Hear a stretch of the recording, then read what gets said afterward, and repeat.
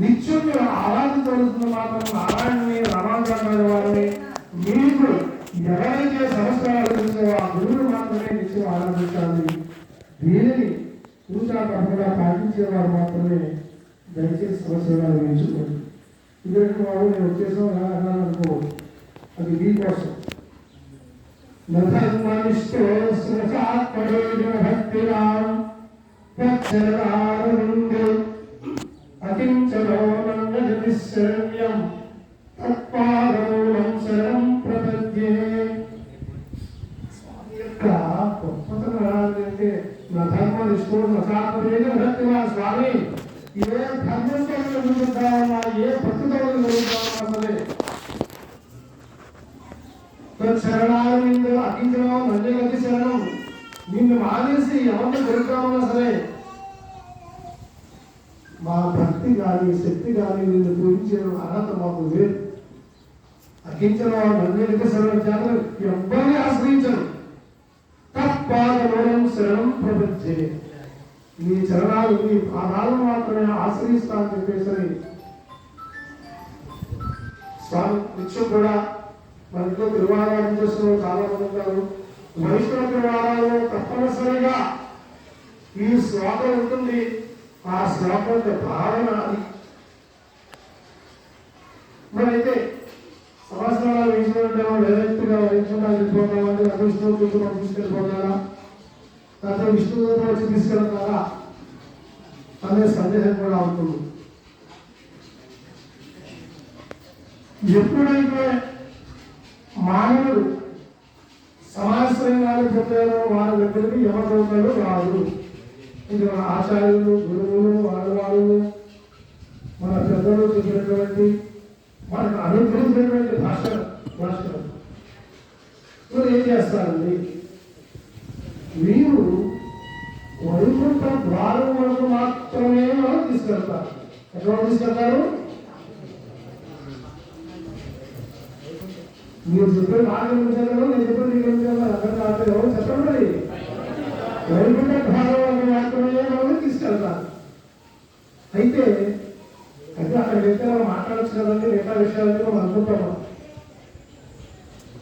ఆత్మ ఈ శరీరంలో ఉన్నంతసేపు కూడా మనం వీరాధీనులు, శరీరాధీశ్వరులు, మనకు గొప్పవాళ్ళు లేరు, మనంతటి వీరు లేరు. ప్రతి ఒక్కరు కూడా నాకన్నా గొప్పవారే, నాతో గొప్పవాళ్ళు చెప్పేసి ఎవరితో ఉంటాం. కానీ ఎప్పుడైతే ఆత్మ శరీరాన్ని విడిచిపెట్టిందో ఈ ఆత్మకు ఎక్కడ విలువై ఉంది కదా, అది ఏం చేస్తుందో ఎక్కడికి వెళుతుందో కూడా తెలియని పరిస్థితిలో ఏమి గుర్తు లేకుండా అవుతుంది. అప్పుడు మాత్రమే ఆత్మను తీసుకెళ్ళి ఆ వైకుంఠ ద్వారం దగ్గర శ్రీమన్నారాయణ పరివారం అనేటువంటి వ్యక్తులు అక్కడ విడిచిపెడతారు.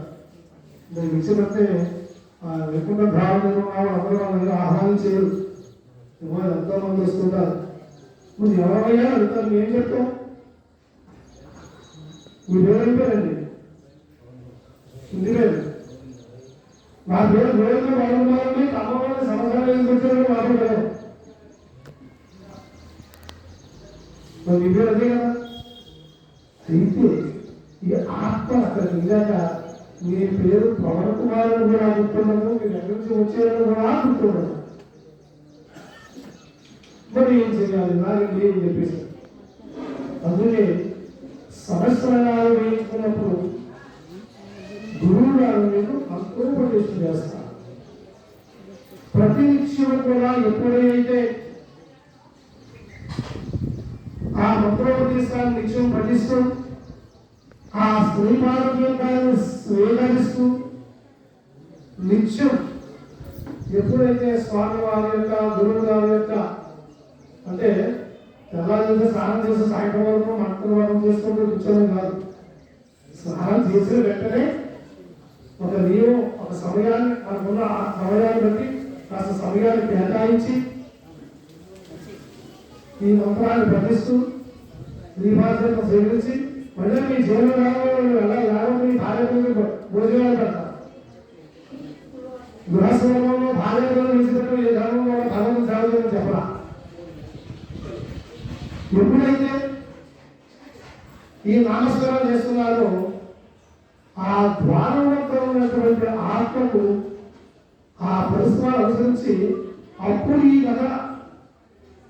గతంలో మనం చేసినటువంటి నామస్మరణ గుర్తొచ్చి అయ్యా నిజంగా మా దేవుడు ఉన్నది ఏ కర్మ చేసినా సరే మరి వారి కర్మ మాకు అనుభవిస్తున్నాం కదా ప్రతిదేశాన్ని దశాదేశాన్ని ధ్వంసానం పుత్రులానం చెప్పేసి మనందరూ పెద్దలు చెప్పుకుంటూ వచ్చారు కదా వారు వారసత్వంలో వచ్చేవండి మాకు అప్పుడు గుర్తొస్తే పరమ ఆచార్య వారు పరమ ప్రసాదాచార్య వారు చక్రంగా వేసారు మొదటి మాట అప్పుడు గుర్తొస్తున్నాం.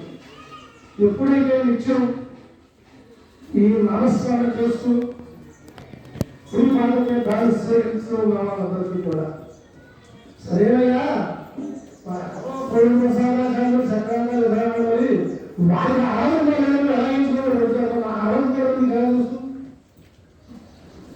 అంతే కదా ఎవరి వెంకటరావు మందిరంలో మన వెళ్ళి చక్రంగా వేసేమంటే వచ్చేసేవాడు.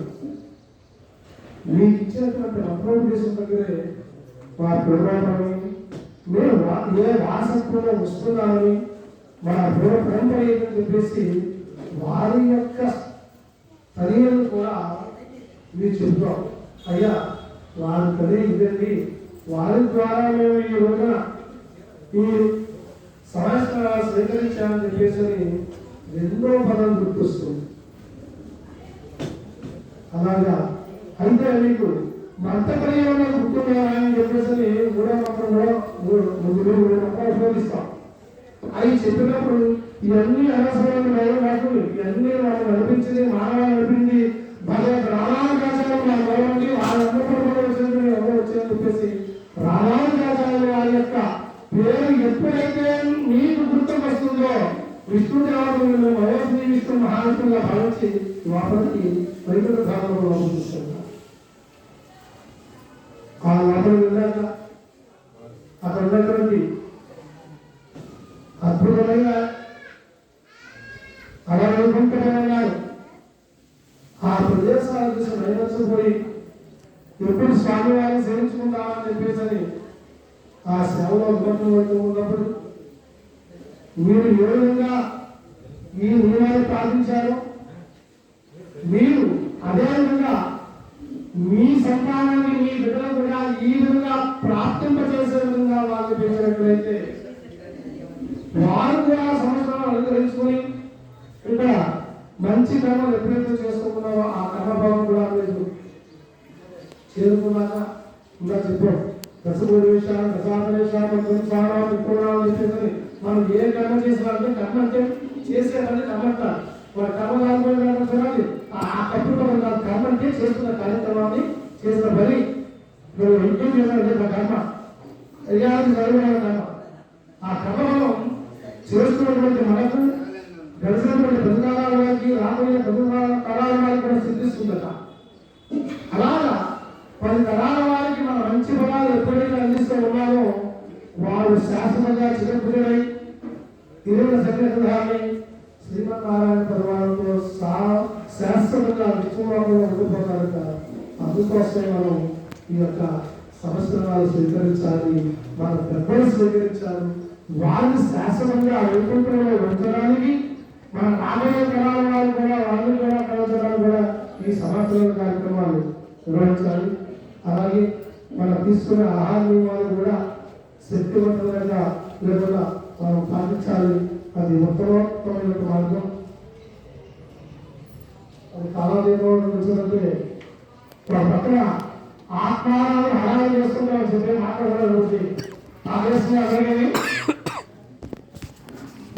పవిత్రమైన ఆధార సమయ ఉపాసంగా కలిగినది. అంటే కొంతమంది ఆరోగ్యరీత్యా కూడా కొన్ని తప్పవు. మరి ఈ విషయాలన్నీ మీకు ఇష్టమైన అభిప్రాయంగా ఈ విధంగా చేయాలి.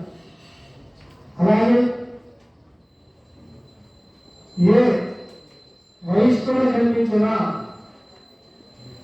ప్రతి ఒక్కరిని కూడా వైష్ణవులు ఎవరు అంటే తిరునామం ధరించి వచ్చేవా అదే రామానుదాస్ అని చెప్పేసి వారిని సేవించుకోవాలి. మాటలు అయితే అదే రామానుదాసి అని చెప్పేసి వారిని సేవించుకోవాలి. ఎందుకు సేవించుకోవాలండి? ఉదాహరణ చెప్పాడు,